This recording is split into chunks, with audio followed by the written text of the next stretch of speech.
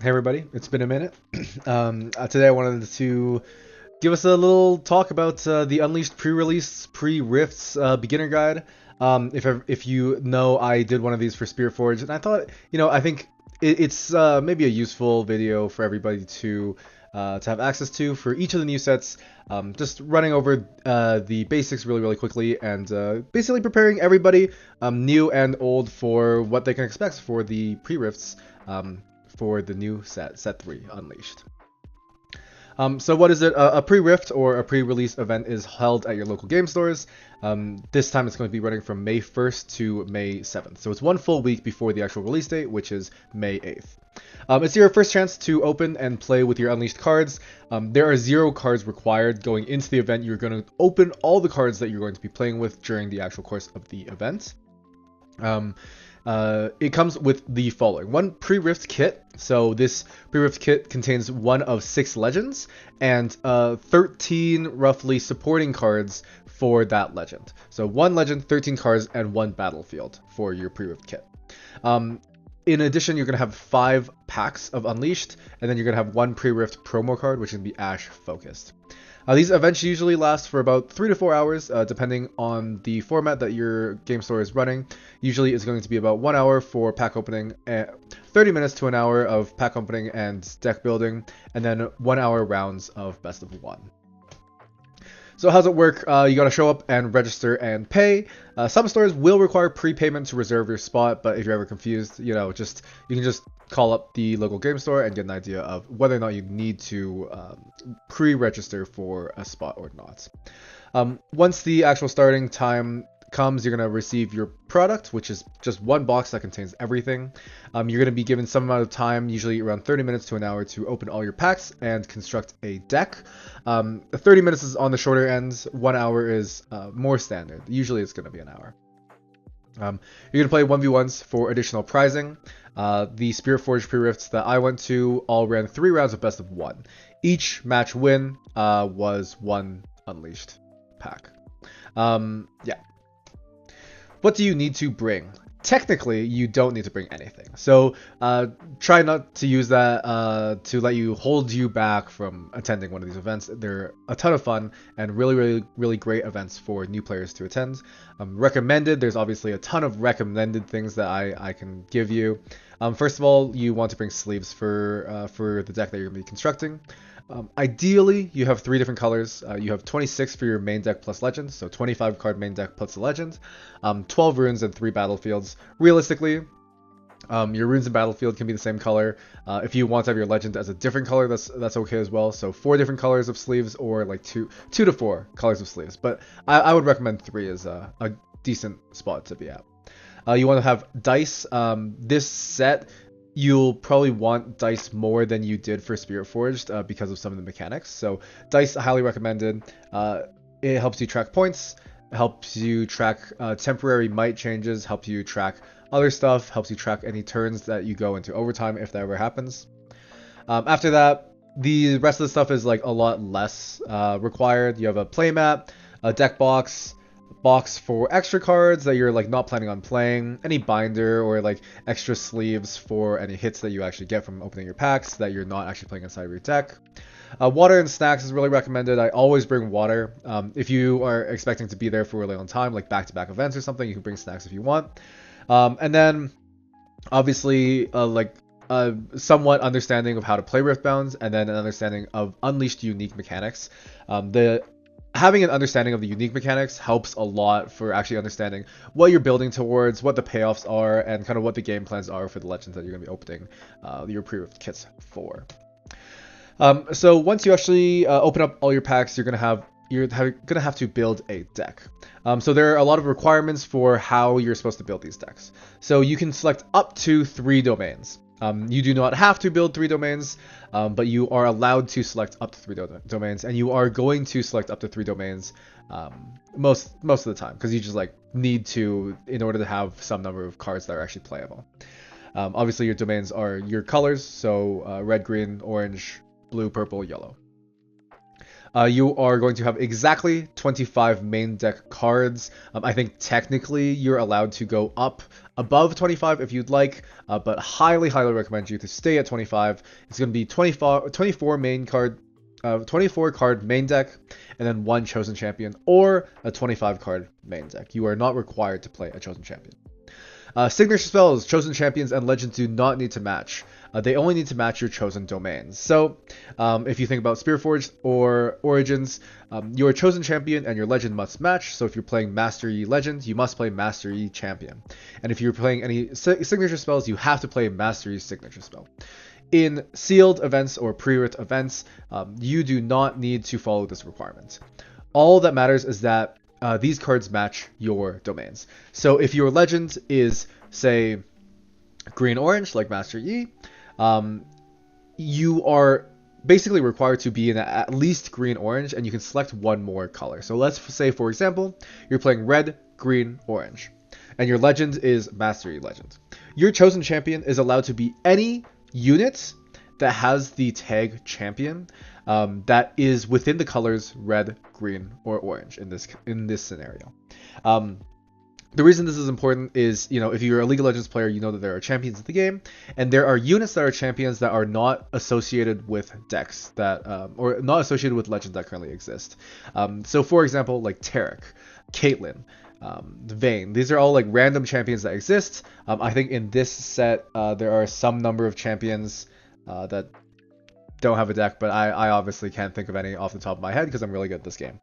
And then signature spells are always going to be dual colored because every legend currently is dual colored. So if you open, say, a Vex signature spell, well, in Vex's case, a signature unit, you need to be at least green and purple in order to play that signature spell.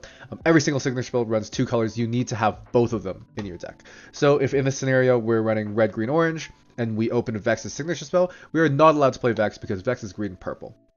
If we were instead to open Rengar's signature spell, which is red and orange, you would be allowed to play that. So you could do something like red, green, orange, red, green, orange, play the Master Yi Legend, which is green, orange. You can play a green chosen champion, and you're allowed to play Rengar's signature spell.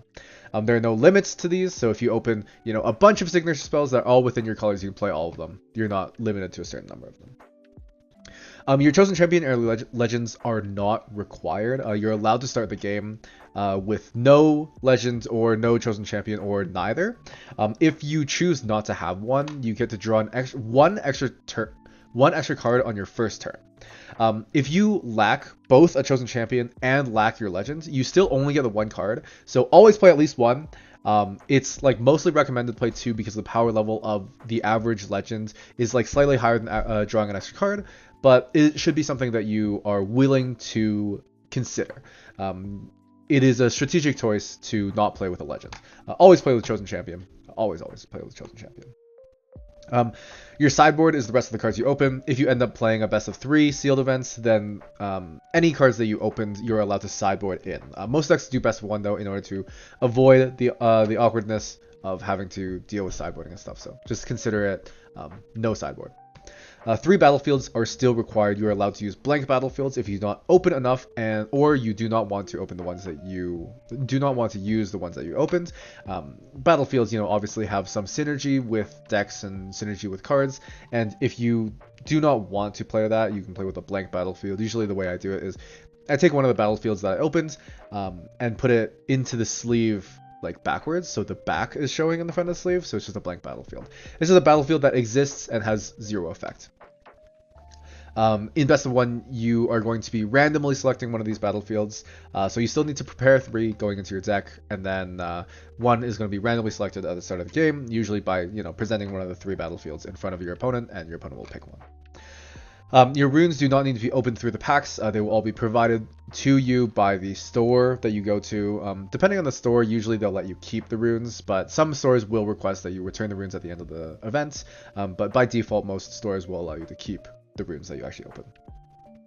You're allowed to have any number of cards in your deck. If you open 4, 5, 6 copies of a certain card, for example, in Spearforged, if you opened like 6 Punch Firsts, you're allowed to play all of them if you wanted to. So be aware that there's not a limit, the typical limit of 3 for cards in your deck. So first, let's take a look at the unique mechanics that are releasing for Unleashed. So the first big one is XP. So XP, as you can see from the leftmost card, is tracked using this XP tracker token. This token is not required, it just helps you keep track.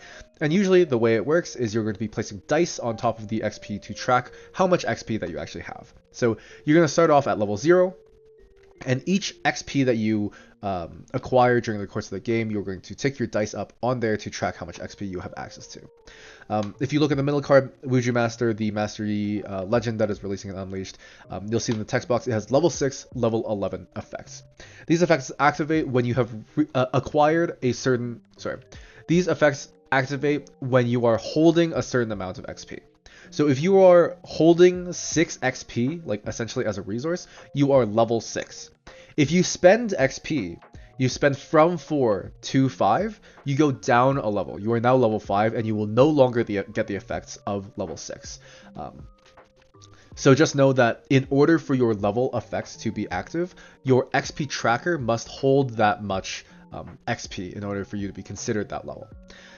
This is in opposition to something like Poppy, which allows you to spend XP to do things. So Poppy Legend allows you to spend 3 XP and tap the legend to draw a card.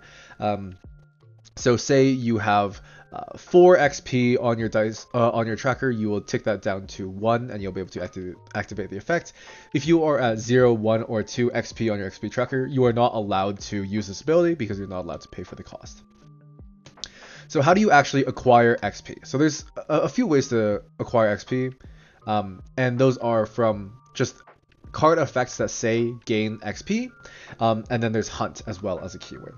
So if you look on the left, Voracious Gromp, Voracious Gromp has Hunt 3. This means when you conquer or hold with Gromp, you're going to gain 3 XP. If you look in the middle, Gemhand Hunter has both Hunt and a level effect. So Gemhand Hunter both allows you to generate XP and as well pays you off for having XP. On the right, we have Blood Rose. Blood Rose allows you to gain XP as an additional effect when you play units. You can pay 1 energy to gain an XP, and it also is an XP outlet where you can spend XP to ready a unit as well. The next unique mechanic is something called Ambush. So Ambush, essentially what it allows you to do is you're allowed to play units as a reaction to battlefields that you have units. First note, this is a reaction speed. So this means that in combat, you're allowed to play these units to battlefields. Second thing to note, you do not have to have control of this battlefield. If you are attacking into a battlefield, you would normally not be able to play cards like Shen and Jenna, which have reaction tags onto them, but Ambush is special where it allows you to play units as a reaction to just any battlefield where you have units, and if you have a battlefield where you have attacking units, you are allowed to play the card there. Third thing to note, this does not allow you to play the card as a reaction to your base.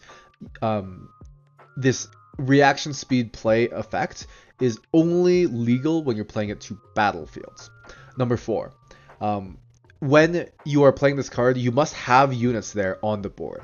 So if your unit gets killed by some type of effect or bounced to your hand by some type of effect, you are not allowed to play the unit as a reaction there, even though you could technically still have control of it in some way. For example, if we have some Death Knell unit sitting on a battlefield and it gets killed from some spell effect, this Death Knell goes onto the chain and is pending normally, and you would still have control of this battlefield. In this scenario, you would be allowed to play Shen or Janna to that battlefield because you still legally control it, but you no longer have units there, so you're not allowed to play an ambush unit there. So just keep that in mind. On screen, I just put 3 examples of ambush units. One thing that might come up is Rengar on the far right. He allows you to basically play, ambush units into battlefields that you don't have units at. What this means is if your opponent is existing on a battlefield, you can basically use him as like essentially a Deadloom Predator, and you just play him directly onto the battlefield.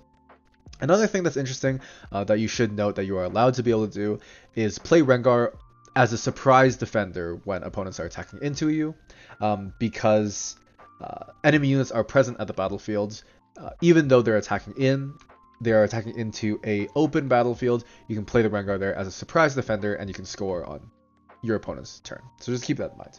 And that is something that might come up. Realistically, will come up because if anyone opens it, they're 100% playing it.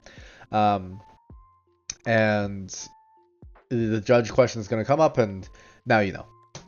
All right. Last thing we're going to cover is the new tokens that are going to come up. There's two like weird tokens that you need to get an understanding of. One is Reflection token, and one is the Brush token. The Reflection token is specifically from LeBlanc style effects. I don't know if there are any cards outside of LeBlanc that allows you to play a Reflection token. Essentially, what Reflection tokens are they are clones of existing units that are on the board. It enters as a 0 might unit, goes onto the battlefield, and has a when I am played, I become another unit. The important thing to note here is that when this token enters, its on play effect is copying the other unit. So that means if the unit that is copying has an on play effect, the on play effect will not activate.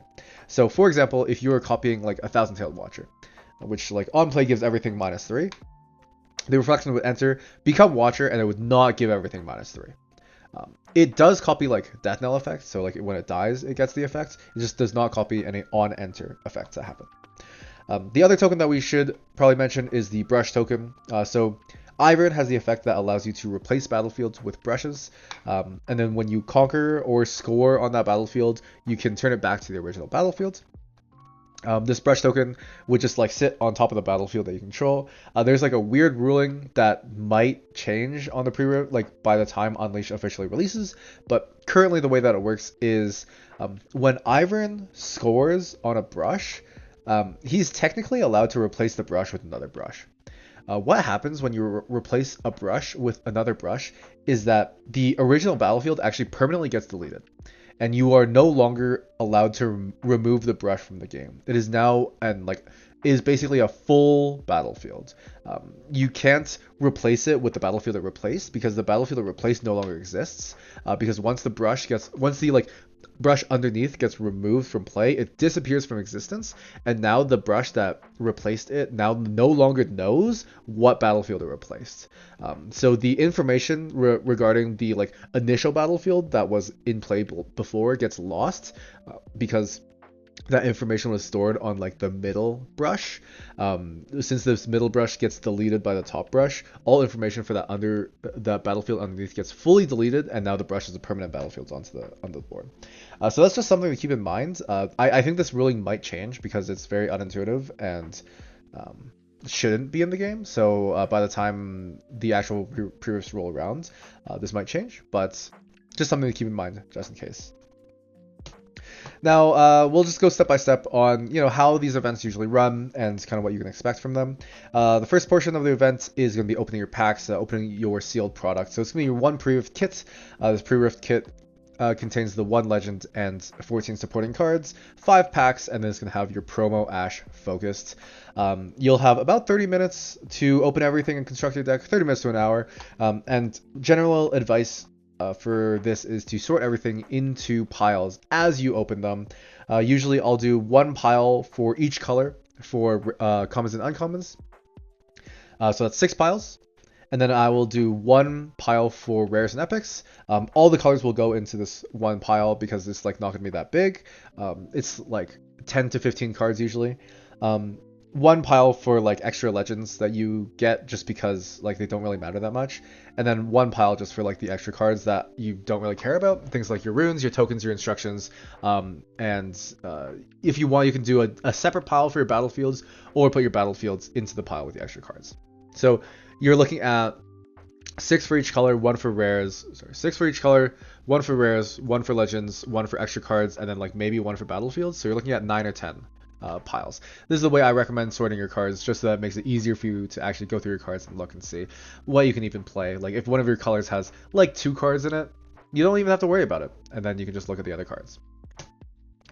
Next, you want to organize your cards. So for each colors, you'll want to sort your cards by, the cost, the card type, the playability, and then using that information, you're going to identify what colors you have the most cards for and the colors that you actually want to be playing. Most of the time, basically always, you're going to be playing the colors of your pre-rift kit legends. This is just like the way the world works. You're getting 13 cards from your pre-rift kit that are going to be within your colors, and that is like a very, very sizable amount of cards. It is actually somewhat difficult to acquire 25 cards of like the other colors and form it into like a remotely playable deck. So basically always you're going to be in the colors of your pre-rift kit legend. Obviously being able to sort cards by playability is something that comes with experience, but it's something that you should attempt to do using your intuition, deciding whether or not cards are playable remotely at all. This helps reduce the amount of cards that you need to be considering. Say you have a pile of 10 cards in a certain color, and then you go through the pile and you realize only 2 of those cards are actually remotely playable at all. 8 of the cards are completely unplayable. Now you no longer need to consider that color for constructing your deck, and you can just put them all away and just focus on the other colors. So it really helps focus your deck building bit if you're able to filter cards by their color and their playability. Next, you want to identify what early game plays you have access to. By early game plays, I mean 2 to 4 mana cards. They are the foundation of your deck. If you do not have these, you are basically incapable of actually playing the game. Bodies on board are like extremely valuable in Riftbound, and so generally what you're wanting to be focused on is identifying what 2 to 4 mana units you have access to for each color. Ideally, you want these cards to be on rate in stats, so a 2 energy 2 might unit, or a 3 energy 3 might unit, or a 4 energy 4 might unit. You want it to ideally have some type of upside, ideally, and you want it to have no power cost. No power cost is actually quite significant. You can have some number of 2 to 4 mana cards that have power costs, but you should be wary of including too many to form a foundation of your deck. So if we look at the cards below, we have Gemhand Hunter, which is 2 mana 2, which has Hunt and +1 at level 6. Your Wuju Apprentice allows you to draw cards when you're level 6. Your Iceveil Archer is allowed to attack as a 3 might unit, which is pretty sick. And then Carrion Dredger is a 2 mana 1 might unit, but it dies into another 1 might unit. And bodies are so valuable that this is better than a vanilla 2 mana 2 might unit. So, yeah. Next, you want to go through your cards and identify if you have any bombs. Bombs are generally referred to as like the cards that are very good, that are capable of winning you games just by being played. Like if you're allowed to play these cards without losing the game, you're basically probably going to win the game after that point. These are your win conditions. They're basically always units that are able to generate recurring value, or are very difficult to remove, or just create really good trades. They're generally concentrated in the rare and the epic slots, but they can be substituted with commons and uncommons that are just big and just do decent things. So just like an 8 mana 8 might unit can function as a bomb if you do not open anything that is worth playing. Generally, you're going to want to avoid cards that require synergy. You want to find cards that are kind of just good on their own. So an example of a card that requires synergy is Master Yi Unstoppable on the left here. The reason I put him on here is because if you open this, hopefully you're going to be able to be playing the Master Yi Legend, which actually helps, like the Master Yi Legend and the Master Yi Colors actually help you accumulate levels. This card is like kind of only playable if you have levels. Otherwise, it is horrible. But if you are playing Master Yi Legends, and Master Yi is actually quite a good card. We have like Otacon, Elder Dragon, Ruin Rex. These are all just great cards that do good things by themselves, generate you a lot of value, kill units, are very difficult to remove, stuff like that. So these are your bombs. Next, you want to identify removal. So these are cards that help kill your opponent's units. You want ideally to have cards that kill big units and kill small units, but it's important to note that in Riftbound, removal is actually not as important as it is in a lot of other card games. For example, something like Magic, it's extremely important to have a lot of good pieces of removal just because of how little force interaction there is between units in those card games. In Riftbound, there's actually like a lot of interaction between units. So having like a ton of removal in your deck isn't actually that necessary. But some examples are Deadly Flourish, Skyward Strike. We have Bone Skewer as well. Bone Skewer like kind of fits the bill because it gets to rip a card from your opponent's hands. And then we have Clash of Giants, which is super expensive but kills a bunch of things, which is pretty sweet. Lastly, the things you want to identify is combat tricks. So combat tricks are action or reaction speed spells generally that are able to flip combats to actually be favorable for you. So these will generate 1-for-1 or 1-for-2 trades ideally. These types of cards are disproportionately good in Riftbound because it like replaces the need for as many removal spells. You are able to like effectively remove units really well just through combat in this game, and combat tricks are able to just push your units above what your opponents are doing and generate you really good trades. So things that are allowing you to trade your spell for your opponent's unit, which is really valuable, or trade your spell for 2 of your opponent's units or something like that. Or just like the tempo swing of being able to remove units that your opponents weren't expecting you to be able to remove, stuff like that. So combat tricks really important in this game. All right, quickly let's go over some deck building tips. So turn 1 and turn 2 plays are very important. The general rule of thumb that I'll say is try to have about 8 to 9 2 to 4 energy units, depending on how fast your deck is. So if your deck wants to be really fast, it would be something like 5 2 energy units and 4 energy units. If your deck is a little bit more, you know, middle of the pack or a little bit slower, it'll probably be something like 4 or 3 2 energy units, probably 4 2 energy units, and then like 5 or 6 4 energy units. It is somewhat important to stay on an even energy curve. It's easier to fill out your curve. If you start the game, you can play a 2-drop, and then the next turn you can play a 4-drop, and then the next turn you can play a 6-drop, or you can play like 3 2-drops, or you can play a 4 and a 2. If you have a lot of like 3-drops, like 3 energy units in your deck, your turn 1 going second, you can play a 3 energy unit. But the problem is like in the second turn you have 5 runes. So you need to either play like a 5 energy unit, which is going to be like awkward to place into your deck, or like a 3 energy unit and a 2 energy unit, or you just like play a 4 energy unit and have 1 extra rune just floating around. So staying on the even curves is generally better when it comes to like good deck building. Next thing to note is combat tricks are basically removal. A hard removal, like kill a unit, or damage removal, which is like deal 3 damage to a unit, are usually premium in other TCGs, but in Riftbound, combat tricks are basically just as good in this game, since you do unit to unit combat so often, and it is so important and so much of a blowout. It's important to have some good number of combat tricks into your deck.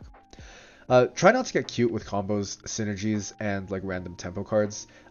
So limit combos to where cards are don't include combos of cards that are only good together. Make sure all your cards are good on their own.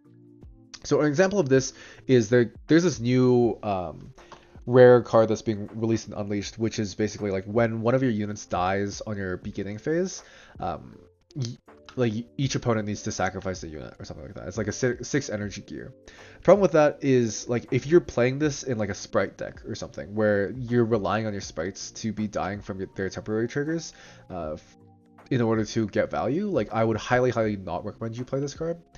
You like can consider playing it in LeBlanc just because she is guaranteed to be able to produce temporary units to be able to get this trigger off. But even then, I would like not recommend you play that card. Tempo cards are cards like Gust or like Gusts, or like things that deal with small units that like don't actually permanently deal with them, but like temporarily deal with things. That is always like a little bit sketchy because you can't like guarantee that you win really fast in these types of decks or these types of formats because the power level is a lot lower.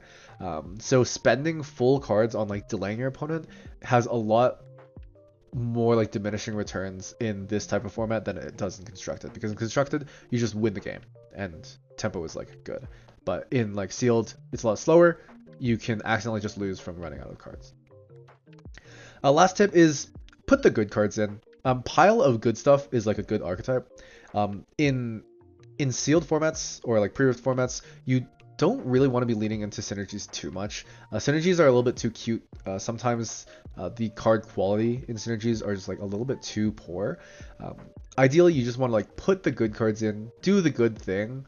Don't worry about, you know, getting maximum value out of this really sick card that has this insane combo with one other card in your deck that you're going to draw once in your 3 games and it's going to feel great, and then you're going to lose your other 2 games because you didn't draw it and instead you just had an extra dead card in your hand that literally did nothing for the entire game. So make sure to just put the good stuff in.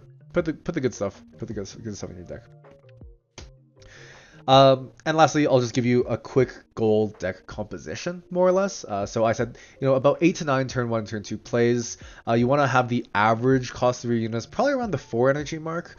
If your deck wants to be a little bit faster, the 3 energy mark for the average cost of units is probably fine as well. So 8 to 9, 2 to 4 mana units.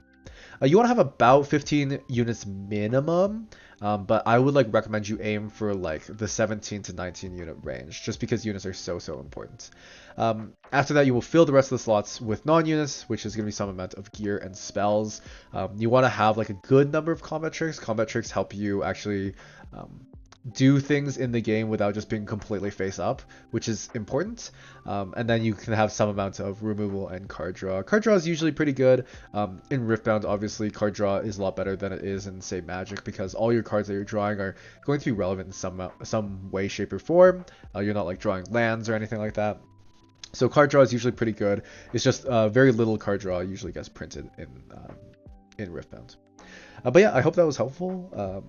Let me know what other videos you'd like me to put together. Sorry for being a little bit AFK for the past few weeks. I've been a little bit busy with real life stuff. Probably won't do many other videos for Spearforge stuff. I'll probably just do a Spearforge Wrapped.